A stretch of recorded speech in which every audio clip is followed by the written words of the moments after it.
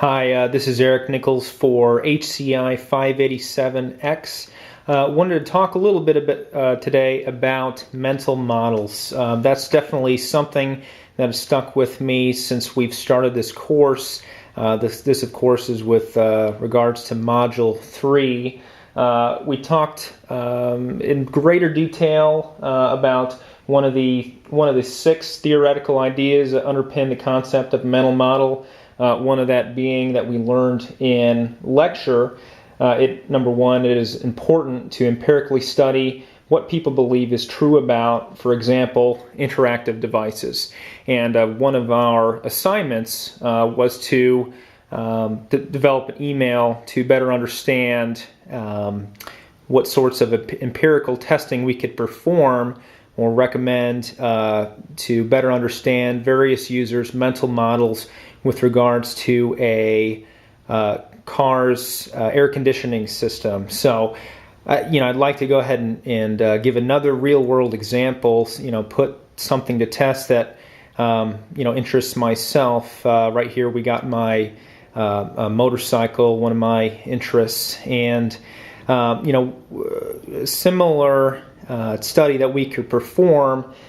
Something that Stephen Payne, as mentioned in the text by Carol. Of course, Stephen Payne is a professor in the School of Psychology at Cardiff University. He, in Carol's text, they discuss how what-if style questions posed to new potential users for various aspects of a system. What their mental models are for that system, and what they think some of those actions, what those actually might do. So I thought I'd show my motorcycle here as a good example of some potential mental model cases that we could have in comparison. So as I see it, there's definitely 2 potential users. Brand new users come down, sit on a motorcycle for the first time, not familiar with how it operates, how to manipulate it, but obviously there are a lot of dials, there are a lot of switches, gauges, all sorts of things for a user to look at, interface with. Obviously, at first glance, they're going to want to draw from some of their own personal experiences in order to interact with this interface. Obviously, I believe there's potentially 2 different users that might sit on the bike. One might have had previous experience with riding a bicycle. That's most likely everyone's first vehicle that they use in their lives. With a bicycle, there's a few different ways to operate it. Obviously, I have a bicycle here right next to me.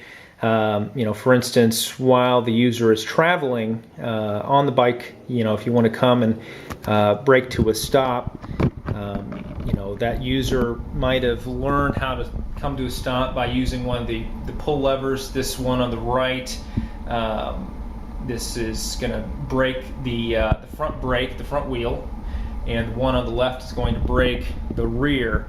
Now, if that user were to carry over those same assumptions to the motorcycle for thinking that the user interface might be the same, some things might carry over and some things do not. Like I mentioned, if that user is pulling from their own experiences on how to ride a bicycle, for instance, braking, if that user is wanting to apply the front brake, which I said was the right lever on the handlebars, that would actually be right. This lever on the motorcycle does brake the front tire on the motorcycle. But if for the user we're going to apply the back brake, which on the bicycle we said was the left lever, this would be incorrect on the motorcycle. This of course operates the clutch in order to shift gears on the bike. This same sort of comparison can be made in a couple of different examples. For instance, For instance, the back brake. If the user wanted to operate the back brake, it's actually on the foot right here. As we can see right here, it's not a lever. There's numerous examples can be made everywhere, all over the bike.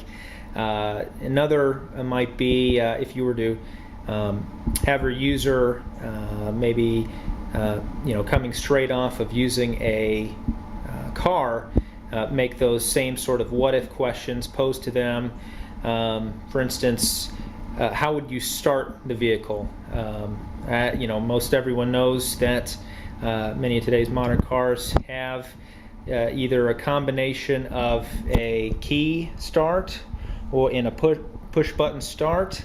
So if that user is using a similar sort of system, they might see this key here, switch it to on, and of course there's a big red start button down here, so that user might have an idea of how to start the motorcycle. Others who just start their cars with their key, that mental model would be incorrect. They'd have to draw their information from elsewhere. So these are just some examples. I wanted to point out, as Payne mentions in the text that Carol has in the book, users of machines are eager to form explanatory models, and they will readily go beyond available data to infer models that are consistent with their experiences. And of course, in other words, this simply means that users, when lacking the sufficient knowledge of an interface, will leverage their own experiences to form their beliefs regarding how the interface will operate. And I think this is something that myself, I will as an engineer, and something that no doubt all those in HCI will continue to try to better understand this what-if style questions as a sort of interview process to better understand if a design company is looking to put a new feature onto for instance their motorcycle or their car, and wanting to understand how a user might their mental model, how that new feature might appear to them. Will they be able to interact with it? Will they understand it? Will it line up with their mental models, their previous experiences? And I really think this is a very